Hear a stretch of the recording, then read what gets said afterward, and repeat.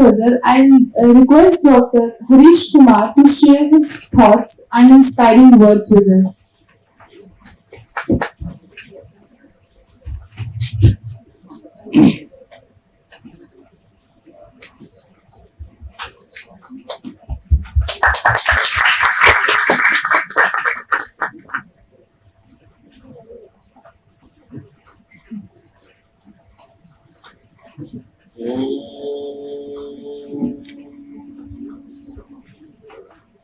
भूर्भुवस्वः तत्सवितुर्वरेण्यं भर्गो देवस्य धीमहि धियो यो नः प्रचोदयात्। सम्माननीय स्वामी जी, उपस्थित मंच पे सभी विद्वज्जन और भी जो सहपाठी हैं या सहभागी हैं आपके सभी, और प्रिय विद्यार्थियों, आप सभी को अंतर्राष्ट्रीय योग दिवस की बहुत सारी शुभकामनाएं प्रारंभ को, और मैं धन्यवाद करता हूं कि मुझे आज यहाँ पर बोलने का एक अवसर प्रदान किया।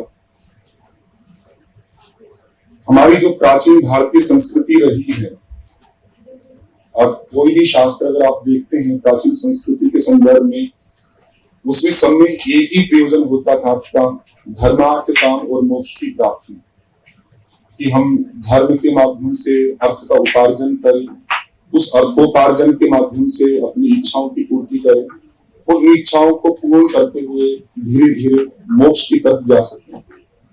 क्योंकि जैसे जैसे कालक्रम में विकास हुआ, संस्कृति में परिवर्तन हुआ, पहले की जो संस्कृति थी वो त्याग पर आधारित थी और वर्तमान जो संस्कृति है वो भोग पर आधारित है। हम अब वस्तुओं को भोग करना चाहते हैं, पहले हम दूसरों की त्याग करना चाहते थे। इसी प्रक्रिया में धीरे धीरे उस भोग प्रवृत्ति के कारण से हमारी कुछ मानसिक परेशानियां या मानसिक बीमारियां आप कह सकते हैं, वो धीरे धीरे आपकी डेवलप हुई है।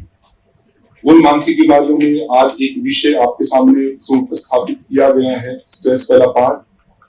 और हम कह सकते हैं कि इस दुनिया में लगभग प्रत्येक व्यक्ति आपका स्ट्रेस से पीड़ित है। अधिकांश आप कह सकते हैं, कोई कम स्तर पे है, कोई ज्यादा स्तर पे है, लेकिन किसी न किसी स्तर पे वो पीड़ित है। तो मैं उसी के संदर्भ में कुछ विचार आपके सामने प्रस्तुत करना चाह रहा हूं। इस स्ट्रेस की हम दो पार्ट हम देख सकते हैं। एक स्ट्रेस का पार्ट है कि हमें स्ट्रेस हो गया और होने के बाद क्या करना चाहिए। एक है कि स्ट्रेस आए ही नहीं, या स्ट्रेस के होने का मूल कारण क्या है, कि उस मूल कारण को अगर हम हटा दें तो हो सकता है कि हमें स्ट्रेस आए ही नहीं। तो मेरी अपने जीवन की दृष्टि से जो भी मैंने विषयों को पढ़ा जाना, उस संदर्भ में जो भी समझ बनी वो समझ मैं आपके सामने प्रस्तुत कर रहा हूँ। और ये मुझे लगता है कि बहुत काम आपके आएगी, आपसे पढ़ाई के क्षेत्र में हो या आगे के वैवाहिक जीवन में या कॉर्पोरेशन, कहीं भी अगर आप जाते हैं अपने कर्तव्य का पालन करते हैं, मुझे काफी सहयोगी रहेगा। मैं कुछ उदाहरण आपके सामने रखता हूँ स्ट्रेस के, कि कहाँ पर हमें स्ट्रेस बनता है। उन सब उदाहरणों के माध्यम से उन कारणों को जानने का प्रयास करेंगे कि इसका कारण क्या है। जैसे आप अध्ययन कर रहे हैं, पढ़ाई कर रहे हैं, पढ़ाई में सबका लक्ष्य होता है कि अच्छे मार्क्स लेके आए, अच्छा अचीवमेंट करें, दूसरों से आगे बढ़ें। तो उन अचीवमेंट के संदर्भ में मान लीजिए किसी ने भी एक टारगेट रखा, एक लक्ष्य रखा अपना कि मुझे 90% मार्क्स अचीव करने हैं, और वो किसी कारण से अचीव नहीं कर पाता, तो उसको क्या होगा, चिंता बनेगी, स्ट्रेस बनेगा। ये पढ़ाई का संदर्भ हुआ। उसका लक्ष्य था कि मैं बहुत ज्यादा अपना बेस्ट दे सकूं, बहुत ज्यादा अचीवमेंट कर सकूं, उससे कम अचीवमेंट कर पाया, फिर स्ट्रेस हो जाएगा। ऐसी अलग अलग फील्ड में आप देख सकते हैं। कोई कॉर्पोरेट सेक्टर का व्यक्ति है, बहुत सारे पैसे कमाना चाहता है, तो उसने टारगेट रखा कि मैं एक महीने के अंदर 10 लाख रुपीस का प्रॉफिट गेन करूंगा, लेकिन वो 9 लाख रुपीस का ही प्रॉफिट गेन कर पाया, 10 लाख रुपीस नहीं कर पाया। तो कहने को देखे तो उसके पास में अभी भी बहुत प्रॉफिट हुआ है, 9 लाख रुपीस कोई कम नहीं है, लेकिन फिर भी वो चिंतित है, स्ट्रेस में है। क्यों? क्योंकि उसने जो टारगेट अपना रखा था वो टारगेट उसका अचीव नहीं हो पाया। ऐसे ही आपका घर के संबंध है, सामान्यतः परिवार के, माता पिता के, भाई बहन के हैं, वहां भी परस्पर अपेक्षाएं जुड़ी हुई हैं, टारगेट्स जुड़े हुए हैं। माता पिता मेरे लिए ये करे या भाई बहन मेरे लिए ये करे, या कोई भी सगे संबंधी मित्रजन आदि, उनकी संबंध में अगर वो इच्छा पूरी नहीं होती है तो वहां भी स्ट्रेस बनता है। ऐसे हमारे रिलेशंस हैं, वहां भी अगर आपकी अपेक्षाएं पूरी नहीं होती वहां भी स्ट्रेस बनता है। तो मैं इन सबको कंक्लूड करते हुए मैं एक पार्ट में वहां पे देखना चाहता हूं कि इन सब स्ट्रेस का जो कारण मुझे समझ में आता है वो है अपेक्षाएं, इच्छाएं। कहीं ना कहीं हमारी अपेक्षाएं, इच्छाएं उस तरह की जुड़ी हुई है कि यदि वो किसी कारण से पूरी नहीं हो पाती तो हमें स्ट्रेस की स्थिति बनती है। इसी को ही योग दर्शन में सूत्र आता है आपका, विक्षेप सह भुव में दुख दौड़ मनस्य अंग में जयत्र श्वास प्रश्वासाः विक्षेप सह भुव। तो 5 प्रकार के चित्त के विक्षेप, विक्षेप मतलब एक ऐसी चीज है जो आपको मन को प्रभावित करती है, नेगेटिव रूप से प्रभावित करती है। उसमें एक वर्ड आता है दौड़ मनस्य। दौड़ मनस्य को आप लिटरली अगर देखें तो दुर्मनस, मन का जो एक सात्विक होने वाला पार्ट है वो सात्विक ना होकर राजसिक या तामसिक हो जाना, या महर्षि व्यास वहां पर लिखते हैं इच्छा का विघात होने से चित्त का क्षुब्ध हो जाना दौड़ मनस्य है। तो मैं सोच रहा हूं कि स्ट्रेस जो है आपका लगभग उसी का एक एक्सटेंशन है या उसी का एक मॉडर्न टाइम में एक एप्लीकेशन है, आपका एक व्यवस्था है।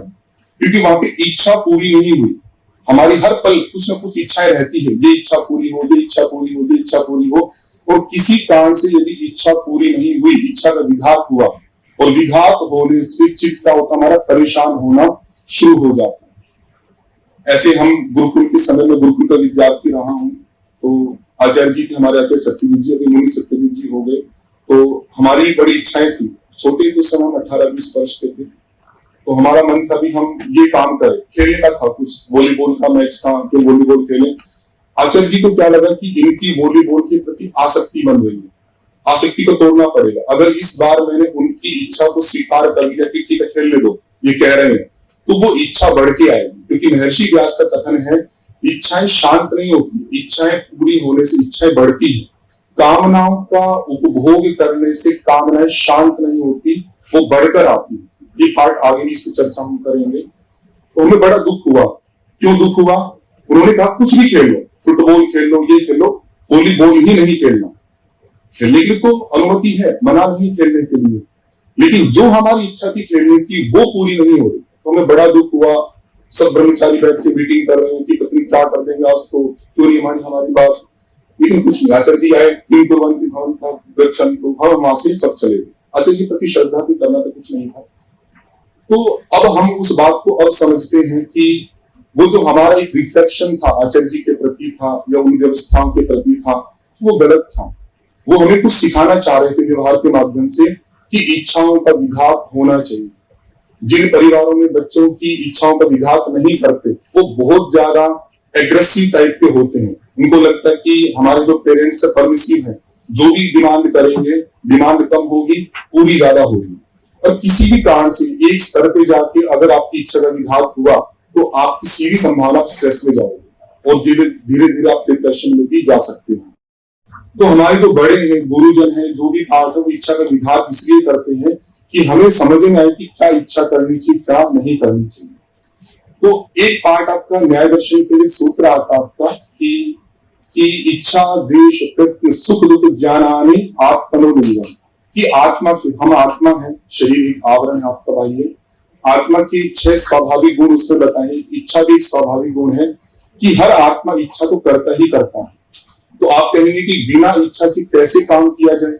हमें पढ़ना है, उसके प्रति भी इच्छा होगी, कोई कॉर्पोरेट में काम करना उसमें इच्छा होगी, अच्छा मेडिकल अचीवमेंट करना उसमें इच्छा होगी। सही बात है, बिना इच्छा की कोई भी क्रिया नहीं होती, क्योंकि ये आत्मा का इनबिल्ट आपका एट्रीब्यूट है, उनका एक स्वाभाविक गुण है आपका कि इच्छा तो होगी होगी। लेकिन इच्छा है और फिर भी कहते हैं गीता के अंदर सुख दुखे समय कृत्वा लाभालाभौ जया जयो, कि हर प्रकार की परिस्थिति में इच्छाओं का त्याग करके निष्काम भावना से कर्म किया जाए। तो निष्कामता और एक तरफ दूसरी जो कहा कि इच्छा, तो दोनों की जो कंट्राडिक्शन है या उसकी कोई एक अच्छी संगति होनी चाहिए।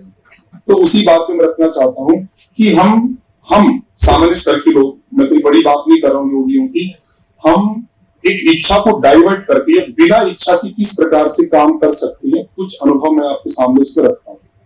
ये तो बिल्कुल भी नहीं है कि बिना इच्छा के काम किया जाए, इच्छा तो अवश्य रहेगी। लेकिन इच्छा है तो किस प्रकार की इच्छा हो, तो एक पार्ट तो ये हो सकता है जो निष्कामता वाला पार्ट आपका गीता में बताया जाता है कि आप इच्छा रखो पारमार्थिक, सांसारिक इच्छा न रख के आप ये रखो कि मैं जो भी कर्म कर रहा हूं ये ईश्वर की आज्ञा है, ईश्वर ने कर्तव्य रूप में मेरे लिए निर्धारित किया है, उस कर्तव्य के रूप में ही मैं काम करूंगा। फिर सुख की इच्छा जो है वो सुख कैसे प्राप्त होगा? ये सुख दो साधनों से प्राप्त होता है, क्योंकि आत्मा के दो ही प्रयोजन है, भोग अपवर्गार्थम दृश्यम। ये तो भोगी की प्राप्ति होती है, अपवर्गी की प्राप्ति। भोग तो सांसारिक हो गया कि जो भी मिलता है, पैसा मिल रहा है, धन ऐश्वर्य सम्मान, ये सांसारिक भोगी की स्थिति हो गई। लेकिन जो पारमार्थिक पार्ट अपवर्ग का, हमने उन सुख को अभी अनुभव नहीं किया, उस आनंद की अनुभूति नहीं की है, लेकिन जब उसकी अनुभूति करेंगे तो सांसारिक सुख की इच्छा नहीं रहती। ये कुछ ऐसा पार्ट है, जैसे मान लीजिए कि स्वामी जी ने आपको कोई कार्य दिया कि आपको ये कार्य आपको करना है, इन 10 विद्यार्थियों को आपको शिक्षा देनी है, उनको स्वास्थ्य लाभ करना है। तो जब आप उनको स्वास्थ्य लाभ करते हो तो आप उन पेशेंट से कोई भी अपेक्षा नहीं करते। क्यों अपेक्षा नहीं करते? क्योंकि पता है कि मेरा जो फल है वो स्वामी जी देंगे, मुझे इनसे कोई फल नहीं चाहिए। जब आपको फल ईश्वर की तरफ से अपेक्षित है, ईश्वर की तरफ से आपको फल मिलेगा, तो आपको सांसारिक फल की अपेक्षा नहीं करनी चाहिए। ये थोड़ा कठिन पाठ, जिसमें इसकी ज्यादा चर्चा नहीं करूंगा, क्योंकि हम जैसे सांसारिक जो लोग हैं, इस योग दर्शन में 5 प्रकार के क्लेश आते हैं, उसमें एक राग है, एक द्वेष है। राग में आता है सुखानुशयी राग और दुखानुशयी द्वेष। तो राग और द्वेष को आपको समझना चाहिए। जितना अच्छा आप राग और द्वेष को समझेंगे, आप इच्छा को उतना अच्छे से ही मैनिपुलेट कर सकते हैं। राग क्या है कि जब हम किसी वस्तु का भोग करते हैं, उस भोग की स्थिति में यदि आप उससे सुख ले रहे हो, सुख की कामना बनी हुई है, तो सुख की जो कामना है वो आपके अंदर सुख के संस्कार जनरेट करती है, इंप्रेशंस जनरेट करती है। जैसे मान लीजिए आपने कोई भोजन का पदार्थ आपके सामने रखा है, बड़ा स्वादिष्ट है, आपका मनपसंद भी है, आपको अच्छा लगता है, वो आप उसको खा रहे हो और खाते वक्त आपने सुख की कामना ली, सुख आपके एक संस्कार के रूप में बना, वही सुख का संस्कार दोबारा से उस वस्तु को प्राप्त करने के लिए आपको प्रेरित करेगा कि हाँ, मुझे दोबारा से इस वस्तु की प्राप्ति करनी है।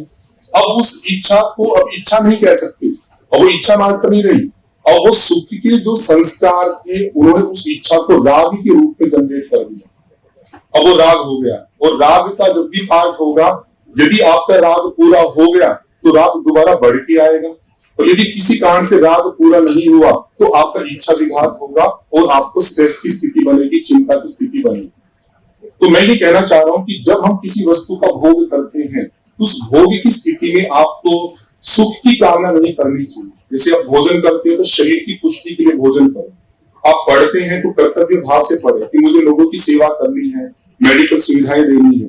आप किसी को पढ़ाते हो तो उनके जीवन के कल्याण की दृष्टि से पढ़ाओ। लक्ष्य परिवर्तित है, जैसे आपका लक्ष्य परिवर्तित हुआ कि आपने वो सांसारिक भोग वाला लक्ष्य हटा के आपने थोड़ा सा बेटर लक्ष्य रखा कि मुझे उनका विकास करना है, तो आप अब उसके प्रति सुख की इच्छा नहीं रखोगे। सुख की इच्छा नहीं रखोगे तो राग नहीं बनेगा, और राग यदि बन गया तो आपका स्ट्रेस बनना अवश्यम भावी है, कंपल्सरी है, वो बनेगा ही बनेगा। अब किसी भी पार्ट में आप ले सकते हैं, ये खाने का पार्ट हुआ, ऐसे पढ़ने का पार्ट है। एक बार आपका सम्मान हुआ किसी स्टेज पे आके, आपको बड़ा अच्छा लगा, आपने सुख की अनुभूति की, और अगली बार आपको स्टेज पे नहीं बुलाया, आपको दुख हो जाएगा। क्यों? क्योंकि आपने एक बार उस सुख का अनुभव लिया था। मान लीजिए पहली बार आपको स्टेज पे बुलाया गया, आपको सम्मानित किया जा रहा है, सब आपकी प्रशंसा कर रहे हैं, और आपने उस समय सुख नहीं ले रहे। ठीक है कि मेरा जो कर्तव्य था मैंने पालन किया, मुझे इन सब की आवश्यकता नहीं है। तो अगली बार आपको स्टेज पे बुलाए या ना बुलाए, कुछ भी आपका सम्मान ना करे, लेकिन फिर भी आप तटस्थ रहेंगे, समत्व की स्थिति में बने रहेंगे। इसलिए जो गीता का पाठ आपका कहा जाता है समत्वम योग उच्यते, आज योग दिवस है ही आपका, कि जो योग है वो योग ऐसा नहीं है कि हम केवल आसन करें, प्राणायाम करें या मेडिकल रूप से लोगों की सेवा करें। ये एक अंश है, एक पार्ट है। ये योग का सर्वांगीण स्वरूप नहीं है। योग का जो समस्त जो स्वरूप है आपका, वो आंतरिक है, बाह्य नहीं है। आंतरिक रूप से यदि आप सबल हैं, आंतरिक रूप से यदि आप शुद्ध हैं, तो वो तो बाहर की अभिव्यक्ति है। आप किसी की सेवा कर रहे हो, किसी को सिखा रहे हो, किसी की आप सेवा, कुछ भी समथिंग, तो वो आपकी बाह्य अभिव्यक्ति है। वो कब आपकी रिफ्लेक्ट होगी? जब अंदर से आप योग से परिपूर्ण हैं। और अंदर का योग क्या? आपकी समत्व की स्थिति। यदि आप किसी सुख दुख से बहुत ज्यादा प्रेरित होकर आप कार्य कर रहे हो, समत्व की स्थिति में नहीं हो, तो मुझे ऐसा पर्सनली लगता है कि आप समाज में बहुत अच्छा काम नहीं कर सकते। और कुछ समय तक करोगे, लेकिन धीरे धीरे विकृतियां आनी शुरू होंगी। वो सामाजिक कार्य कब आपके पर्सनल में जुड़ जाएगा, कब आपकी पर्सनल इच्छाएं उसमें जुड़ जाएंगी, वो प्रभावशाली हो जाएंगी, सामाजिक वाला पार्ट पूर्ण हो जाएगा, आपको स्वयं भी पता नहीं लगेगा। जैसे बहुत सारे व्यक्ति हैं समाज के लिए सेवा के रूप में लगते हैं, जैसे आप मेडिकल के रूप में लगे हुए हैं, वो चाहती है कि मैं अच्छा डॉक्टर बन के लोगों की सुख सुविधाओं का ध्यान रखूं, लोगों की संवेदनाओं को, भावनाओं को समझूं। लेकिन यदि आपने आंतरिक विकास नहीं किया, जिसको मैं आत्मिक विकास बोलता हूं, तो आप कब कमर्शियल हो जाओगे, केवल आपका फोकस पैसा ही पैसा रह जाएगा, आपको नहीं पता लगेगा। तो आप स्वयं भी स्ट्रेस में रहेंगे और दूसरों को भी स्ट्रेस में डालेंगे, आप कोई ज्यादा कल्याण लोगों का नहीं कर सकते। तो इसलिए जो ये स्ट्रेस का जो मुझे पूर्ण पार्ट लगा आपका, ये है इच्छाएं। और इच्छाओं का भी कारण क्या है? इच्छाएं तो अनेक प्रकार की हो सकती है, लेकिन गीता के अनुसार देखें तो सात्विक भी हो सकती है, राजसिक भी हो सकती है, तामसिक भी हो सकती है। हमारे मन में राजसिक और तामसिक इच्छाएं क्यों आती है? उनका कारण संस्कार। जन्म जन्म के हम जो कर्म, संचित कर्म है आपके, उनके आधार पर हमारे जो संस्कार बने हुए हैं, उन संस्कारों के कारण से ही आपकी ये इच्छाएं डेवलप होती हैं।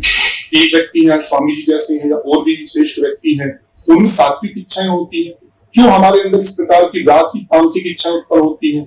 हमारे अंदर उन सबके समान जो श्रेष्ठ व्यक्ति हैं, सात्विक इच्छाएं क्यों नहीं उत्पन्न होती? क्यों नहीं हम दूसरों के भले के लिए सोच पाते इतना? उसका कारण है आपका राजसिक और तामसिक संस्कार।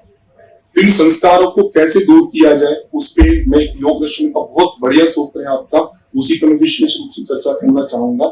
वितर्कवाद में प्रतिपक्ष भावना, एक ही सूत्र है। मतलब मैं समझता हूं कि योग के अंदर यदि आप अपने दोषों को, किसी भी प्रकार की बीमारी जो मेंटल हो चाहे शारीरिक हो, आप हटाना चाहते हो, विशेषतया मेंटल वाले पार्ट पे, तो एक ही उपाय है योग दर्शन की दृष्टि से, वितर्कवाद में प्रतिपक्ष भावना।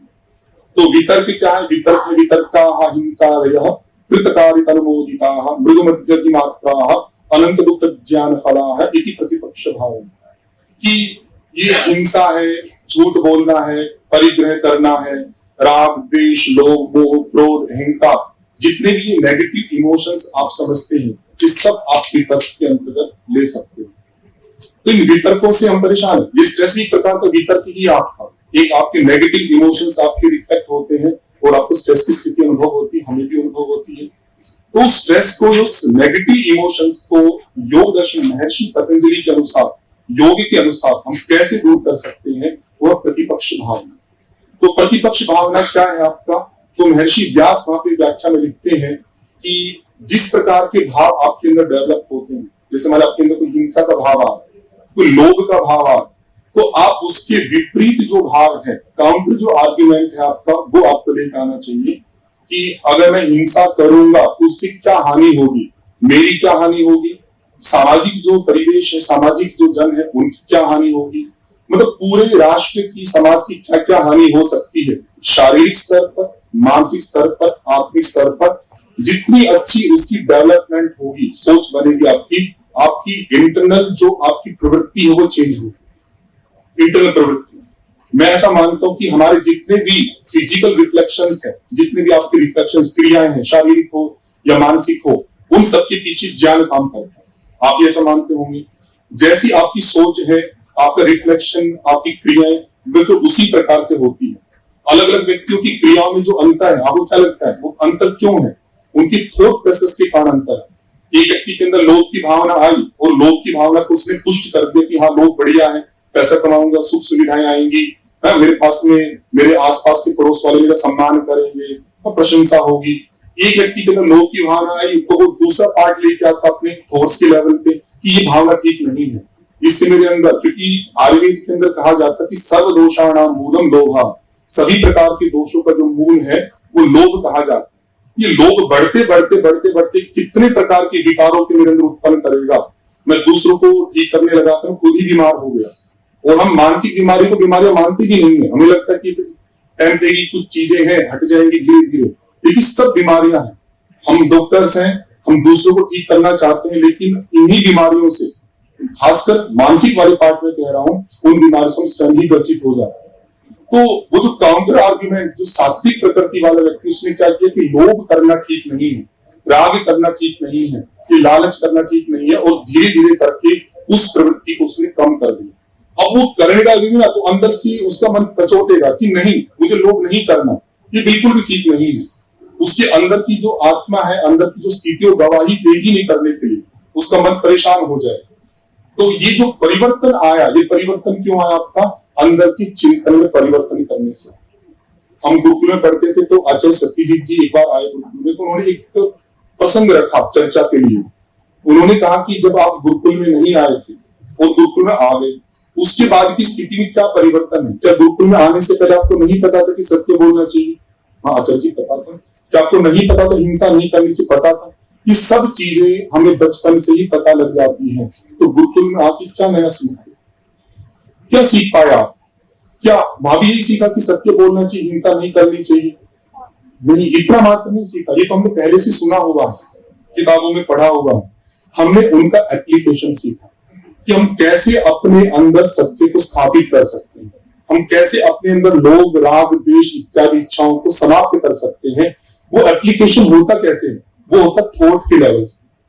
जैसे जैसे आप चिंतन करेंगे, आपके जो नेगेटिव आपके संस्कार हैं वो जब हटेंगे, धीरे धीरे करके सात्विक संस्कार बढ़ेंगे, क्योंकि संस्कार बनते हैं वृत्तियों से। जो भी आप विचार करते हैं उसको स्मृति वृत्ति बोलते हैं योग दर्शन के अनुसार। वही स्मृति वृत्ति आपकी क्या बनाती? संस्कार बनाती है। तो यदि स्मृति वृत्ति आपकी खराब है, अगर गलत गलत विचार कर रहे हो, लोभ का विचार कर रहे हो, पैसे का विचार कर रहे हो, सांसारिक विषयों का विचार कर रहे हो, तो कभी भी आप आंतरिक रूप से अच्छे नहीं हो सकते। आपके अंदर संस्कार वैसे ही बनेंगे, जैसे संस्कार बनेंगे रिफ्लेक्शन भी वैसा ही होगा। ये निश्चित नियम है। आपके अंदर प्रवृत्ति आपकी सांसारिक है या लोभ की है या ईर्ष्या की है, राग द्वेष की है, और सोचो मैं कुछ सात्विक कार्य कर पाऊं, बहुत परिश्रम करना पड़ेगा, बहुत बड़ा संग्राम होगा। दैवासुर संग्राम आंतरिक रूप से चलता है। तो यदि उस संग्राम से आप बचना चाहते हैं तो आपको पहले से ही अपने मन के राजसिक और तामसिक विचारों से दूर करने का प्रयास करना चाहिए, स्वयं भी करना चाहिए, और आगे आप स्ट्रेस मैनेजमेंट के लिए लोगों को हेल्प करेंगे। जो स्ट्रेस में है या नहीं जाना चाहते हैं, ये उनके लिए अनिवार्य पार्ट है। यदि वो स्थायी रूप से इससे बचना चाहते हैं तो उनको अपने ज्ञान के स्तर को चेंज करना पड़ेगा। कि अंदर जो गलत ज्ञान भरा हुआ है, गलत ज्ञान की स्थिति में कुछ मैं पार्ट आपके सामने रखता हूं। जैसे हम बच्चे हैं सब, तो हमारे मन में क्या होता है कि कोई हमारे साथ हो, हमारा साथ देने वाला हो। आप सब में भी हो सकते हैं। अगर आप कभी अपने आप को अकेला महसूस करते तो स्ट्रेस में पाते हो, स्ट्रेस में पाते हो। और एक कोई योगी है, आप उसको अकेला छोड़ दो, बड़ा अच्छा महसूस करेगा। ये अंतर क्यों है कि एक व्यक्ति अकेला होकर अपने आप को स्ट्रेस में पाता कि मेरा कोई नहीं है, मेरे साथ देने वाला कोई नहीं है, और एक व्यक्ति को अकेला छोड़ने पर बड़ा अच्छा महसूस करता कि चलो अब शांति समय में बैठ सकता हूं। तो हमारे मन में माता पिता या परिवेश के माध्यम से एक छोटा सा अज्ञान डाल दिया कि हम सामाजिक प्राणी हैं और हमें दूसरों के साथ में हेल्प के साथ ही रहना चाहिए। सही बात है, हेल्प चाहिए, लेकिन हम ऐसा भी तो कर सकते हैं कि हम हेल्प ना लेके दूसरों की हेल्प करें। ऐसी स्थिति हो, अगर हम दूसरों पर आश्रित हैं तो हमेशा हमें कोई ना कोई हेल्प चाहिए ही चाहिए होगी। तो जब आपको हेल्प मिलनी बंद हो जाएगी, जैसे किसी का साथ मिलना बंद हुआ, आप तुरंत स्ट्रेस में चले जाओगे, डिप्रेशन में चले जाओगे। क्यों? क्योंकि आपकी अपेक्षा यही थी कि मेरे साथ में कोई होना चाहिए।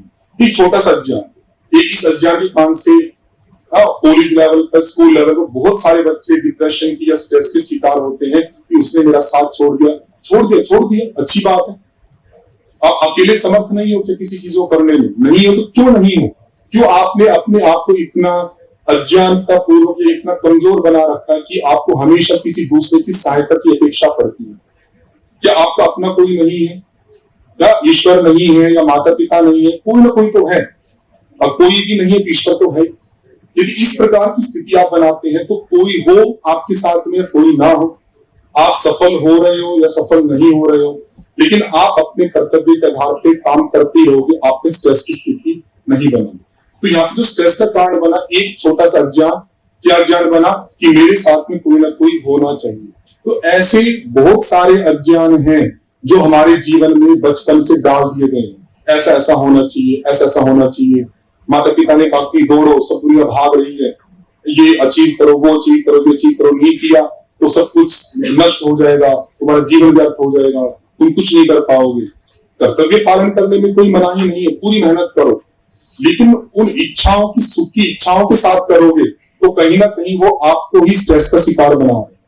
आप महसूस करें ना करें, उस स्थितियों के बाद में आप ही महसूस करो कि दूसरों को इलाज करने लगे तो हम खुद ही बीमार हो गए, हम खुद ही डिप्रेशन के, स्ट्रेस के शिकार हैं, अलग अलग प्रकार के लोग, ईर्ष्या, राग द्वेष के शिकार हैं हम।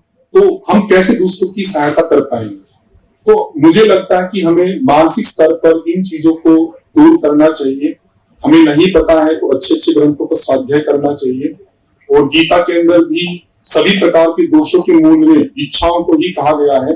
गीता के दूसरे अध्याय में श्लोक आता है, ध्यायतो विषयान् पुंसः संगस्तेषु प्रजायते, संगात् संजायते कामः, कामात् क्रोधो विजायते, क्रोधात् भवति सम्मोहः, सम्मोहात् स्मृति विभ्रमः, स्मृति भ्रंशात् बुद्धिनाशो, बुद्धिनाशात् प्रणश्यति। कि कैसे हम विनाश की ओर जाते हैं। प्रणाश मतलब विनाश, सर्वनाश। भगवान कृष्ण के अनुसार सर्वनाश का सबसे मूल कारण क्या है? विषयों का चिंतन। ध्यायतो विषयान् पुंसः, कि जो व्यक्ति विषयों का चिंतन करता है। विषय चिंतन कैसे होता है? जैसे मान लीजिए कि आपने कोई मिठाई नहीं खाई, मैसूर पाक, मान लीजिए आप साउथ से नहीं, तो आपको नहीं पता कैसा होता है समथिंग। मैंने आपके सामने आया कि बहुत बढ़िया मिठाई है, इतनी स्वादिष्ट है, इतना अच्छा लगेगा, ऐसा लगेगा, ऐसा लगेगा। मैंने एक विचार आपके मन में प्रवेश करा दिया। एक व्यक्ति था, उसने सुना और सुन के वहीं के वहीं छोड़ दिया, अपने काम में फिर लग गया। एक व्यक्ति दूसरा था, उसने उसको चिंतन का विषय बना लिया। और वो एक दिन, 2 दिन, जब जब मीठा खाने की इच्छा होती है तो उसके अंदर वही विचार उत्पन्न होते हैं कि हाँ, उन्होंने एक बार बताया था ऐसी ऐसी खाद्य पदार्थ होता है। तो जितना जितना आप चिंतन करते जाएंगे, उस विषय के प्रति संग उत्पन्न होता है, आसक्ति, अट्रैक्शन उत्पन्न होता है कि हाँ, मुझे वो चीज चाहिए। पहले अट्रैक्शन नहीं था, जब तक उस विषय का आपने चिंतन नहीं किया था, आपने कोई अट्रैक्शन की भावना नहीं की। लेकिन जैसे ही कोई भी विषय, खाद्य पदार्थ का मैं आपको मात्र दे रहा हूं, कुछ भी पार्ट हो, यदि आपके वो चिंतन का विषय बना तो उसके प्रति आसक्ति बनेगी, आप चाहोगे उसको प्राप्त करना। उसकी आसक्ति बनेगी तो आसक्ति से कामना, कामना मतलब इच्छा कि मैं उसको प्राप्त करूं। तो इच्छा के प्रति भी उसका मूल कारण क्या है? आसक्ति। जिस विषय में आपकी आसक्ति नहीं है, जैसे मान लीजिए कि आप कोई गलत चीजें नहीं खाते, यहाँ पर रखी हुई है स्टेज पर, मान लीजिए रखिए, आपको इच्छा होती है इसको खाने की, एक बार भी ध्यान नहीं जाएगा कि कोई वस्तु यहाँ पे रखी नहीं रखी है। लेकिन कोई बढ़िया खाद्य पदार्थ रखे हो सकता है मेरी बात पे भी ध्यान ना जाए, बार बार वही दिखाई देंगे। क्यों? क्योंकि उसके प्रति हम सुख अनुभव कर चुके हैं, तो सुख की स्मृति आपकी बनी हुई है, तो आप फिर दोबारा से उन्हीं को प्राप्त करना चाहते हैं। तो जो कामना आपकी बनेगी, इच्छा कि मैं उस विषय को प्राप्त करूं, उस कामना के विघात होने से, अगर वो कामना आपकी नहीं पूरी हुई तो क्रोध उत्पन्न होगा। यदि क्रोध उत्पन्न होता है हमारे अंदर, तो क्रोध से क्या होगा? आपका सम्मोह, तमस बढ़ता है। तमस क्या करता है? अज्ञान को आवृत करता है। आपकी सोचने समझने की जो शक्ति है, सात्विकता है, वो सात्विकता आपकी तिरोहित होकर उसमें क्या बढ़ता है? आपका अज्ञान बढ़ता है, तमस बढ़ता है। तो जैसे ही आपका सम्मोह बढ़ेगा तो स्मृति भ्रंश, जो विचार आपके मन में आने चाहिए, जैसे मान लीजिए किसी व्यक्ति ने आपको शब्द कहे, गलत कहा, एक विचार क्या आएगा कि कोई बात नहीं, व्यक्ति अज्ञानी, इसको माफ कर दो। ये तो हुआ एक सात्विक विचार, क्षमा कर दीजिए। अगर मान लीजिए आपकी स्मृति भ्रंश है, तामसिकता, राजसिकता आपके मन में बढ़ी हुई है, तो आपके मन में कदापि ये विचार नहीं आएंगे, या तो ये आज ये रहेगा या मैं रहूंगा, बस यही विचार आएगा। आप अपने अहंकार को पुष्ट करने के लिए उसके साथ में किसी भी स्तर तक जाने के लिए तैयार हो सकते हैं। तो वो होगा आपका बुद्धिनाश। तो बुद्धिनाश से क्या होगा? सर्वनाश। जिसकी व्यक्ति की बुद्धि काम नहीं करती, उस व्यक्ति का सर्वनाश हो जाता है, उसका कोई भी पाप नहीं होता। तो मैं कंक्लूड करते हुए बात करता हूं कि जो भी हमारी चिंताएं हैं, स्ट्रेस है, मेरी दृष्टि से उनका जो मूल कारण है वो अज्ञान है। योग वशिष्ठ में, गीता में, योग दर्शन में, विभिन्न प्रकार के शास्त्रों में इसी प्रकार के पाठ को अनुमोदित किया है मेरे ज्ञान के अनुसार। यदि उस अज्ञान को आप दूर करते हो, और वो ज्ञान किसी दवाई से दूर नहीं होगा, किसी मेडिकेशन से दूर नहीं होगा, वो आपकी चिंतन से ही दूर हो सकता है। तो जितना जितना आप चिंतन करेंगे, आपका अज्ञान दूर होगा। जितना अज्ञान दूर होंगे तो आप अपने आप को भी इतना स्वस्थ महसूस करोगे, और दूसरे व्यक्ति को भी आप बड़ा स्वास्थ्य दे सकते हो। शारीरिक को दोगे ही दोगे, लेकिन मानसिक स्वास्थ्य भी दे सकते हो। मैं पुनः आप सभी का धन्यवाद करता हूं जो मुझे बोलने का अवसर दिया।